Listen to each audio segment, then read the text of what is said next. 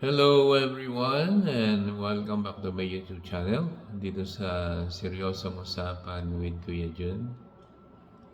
Ang ating pag-uusapan ho sa ngayon ay itong ating magigiting na senador.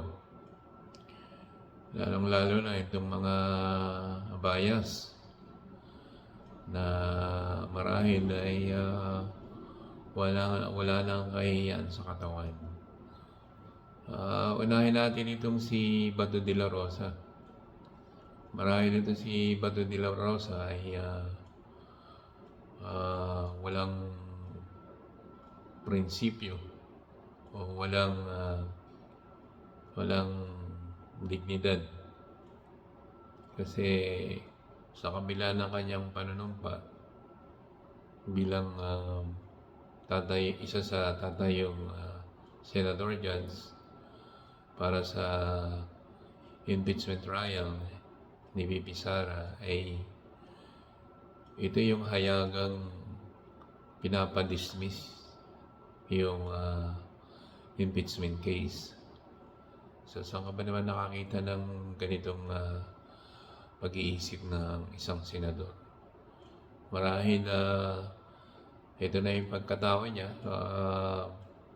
or kakapalan ng pagmumukha niya o wala siyang prinsipyo ng dignidad dahil sa kabila ng kanyang sinumpaan na obligasyon o tungkulin at lalong-lalo na ito sa panunumpa niya bilang tatayong isa sa Senate judge, hayagan na siya pa yung nagsalita na ipinapadismiss yung impeachment case. So, anong klaseng senador ba ito? Anong klaseng pag-iisip ang meron siya dahil kumbaga yung kanyang panunumpa ay binaliwala niya. At yung robe na suot-suot niya bilang sagrado na tatayong Senator Judge parang binaliwala niya. So, walang prinsipyo at walang dignidad itong senador na to. So, ang kanyang mandato lang o ang kanyang pagsisilbihan ay si Sara Duterte o ang pamilya Duterte. At dumako naman tayo dito kay Bongo. At ito naman ay nagmamagaling. At yun nga, sabi niya na hindi naman daw nakakain ng impeachment. So, biruin niyo yan.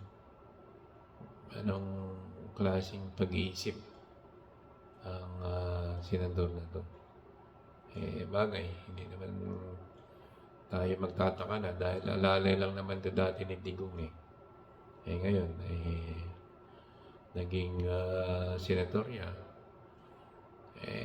Dahil lang din sa kay Digong. Tapos ngayon, medyo nagmamagaling na siya or nagmamarunong. At ayun nga, wala daw or hindi naman daw nakakain ang impeachment. So, biruin niyo yan. Hindi yung may pag-iisip ng isang matinong senador. So, ibig sabihin, binaliwala mo yung paghihirap ng House of Representative na nag-initiate ng impeachment na yan. So, parang binabastos mo sila. O marahil may kabastusan ka rin, Bongo. At ito namang isa na nagmamagaling at akala niya ay nandun lang siya sa kanto na nakapag-iinuman ang pakiwari niya dyan sa Senate. Nagsisiga-sigaan niya sa Senado na Hindi mo malaman kung anong meron itong si Robin Padilla. Nagmamagaling. Alam naman natin na wala itong alam. Certified Buflax naman talaga to. Napapakitang gilas pa dun sa Senado noong araw ng kanilang pag-convene at kanilang panunumpa. At yung sa hindi mawaring kadahilanan ay hindi nagsuot ito ng robe. Kasama niya si Amy Marcos at saka itong si Cynthia Villar. Anong meron at hindi sila nagsuot ng robe? Pero di ko alam kung nanumpa din ba sila, pero hindi eh. So anong klaseng mga senador to? Anong ipinapakita nila? Kung binabastos nila yung Senado? Ganun ba yan?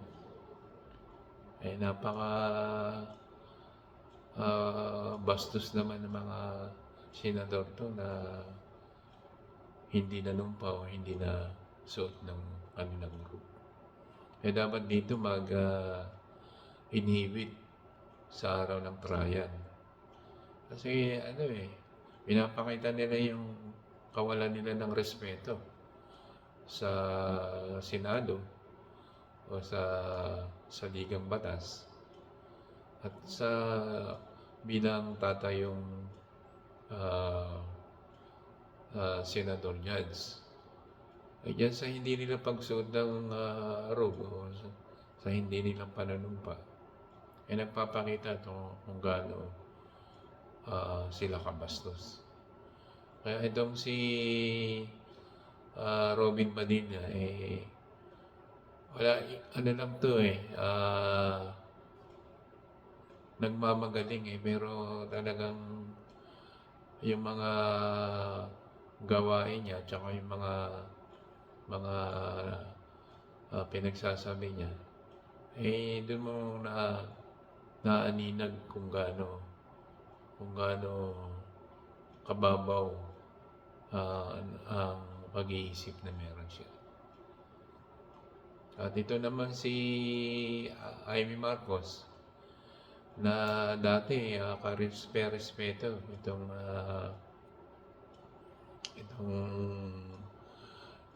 ano ba tawag na dapat nating itawag dito? Itong babaeng to, o itong matandang babaeng to. Dati respeto to Pero ngayon hindi na kasi nakipagkutsabahan siya dyan sa mga bias na senador na ang kanila namang pag-iisip ay napaka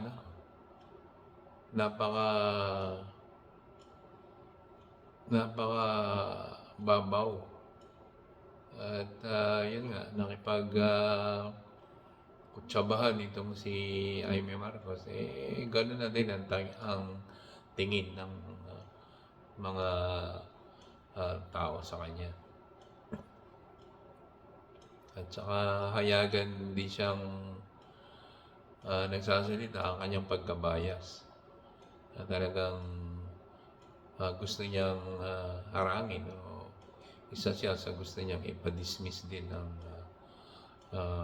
kaso na impeachment laban kay Sara Duterte. So anong makikita natin sa mga ganitong bias na senador? So ito, para sa kanila hindi yung taong bayan ang pagsisilbihan nila, kundi ang pagsisilbihan nila ay isang tao lang. Itong si Sara Duterte at itong mga Duterte ang kanilang sisilbihan. So, anong mapapala natin sa mga ganitong senador? So, wala Ibinoto. Ayan, nandyan sila. Yan ang kanilang pinagagagawa. So ano pa ba ngayon ang integridad ng Senado kung ganyan yung mga pinapakita ng mga senador, lalo na itong mga bias na senador. Unang-una niyan, itong si SP Escudero. Siya yung pinaglululoko lang niya tayo eh. Pinaikot na ng pinaikot niyang impeachment na yan. Ayan. Umabot na ng ganito. At akala niya hindi tatawid itong 19 Congress dun sa 28 Congress. So yun ang siguro, yun ang intention nila na para mabaliwala itong impeachment case na daw laban kay BP Sara. So talagang diniday niya ng diniday para umabot na maubusan ng oras. Kaya yung susumahin natin itong ating Senado ngayon wala na, nawawala na ng sagrado dahil dito sa mga senador na to, itong mga bias na senador na to. So yun, yung ating nakita dito sa mga senador natin na ayan yung kanilang pagkatao or yung kanilang ginagawa. Hindi ho yung mandato nila o tungkulin nila o obligasyon nila bilang senador o tatay yung senador judge hayagan ho yung pagkabayas nila. Ang kakapal nga ng mukha So yun ho ang ating masasabi dito sa mga senador na to. At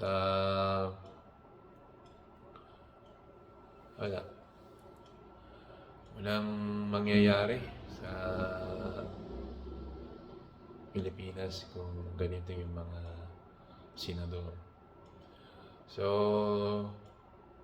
yun, sana sa susunod na or sa mga papasok ng bagong senador sana ay makatulong sila na mabago itong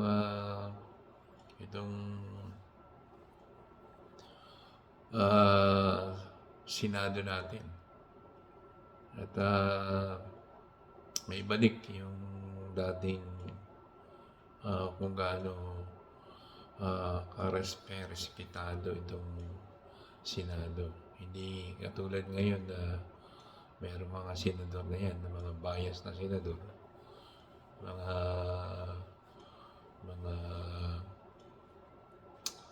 bobo. Ibig ko, yun na nga yun, siguro yung magandang term na gagamitin natin dito sa mga bias na senador. Okay, yun, hanggang dito na lang at kung medyo nakapagsalita naman tayo ng hindi maganda, yun ho ay dahil ho sa pagkakadismaya natin dito sa mga senador na ito, yung mga bias, nakakadismaya kanilang pinagagawa. At ayun, sana lumabas yung katotohanan pagdating dyan sa impeachment. At kung mailatag yung ebidensya at itong mga bias na senador na to ay ah, pinili pa rin nila yung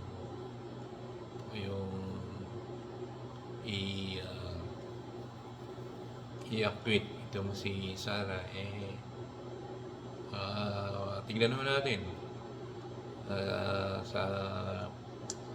sa susunod na kabanata kung anong magiging kahinatnan nitong impeachment na to dahil dito sa mga bias na senador. Alright, so hanggang dito na lang at sana ay huwag niyong kalilimutan mag-subscribe at mag-likes and share at mag-comment na rin kayo sa comment section. Alright, maraming salamat and thank you for watching and I'll see you next time. God bless.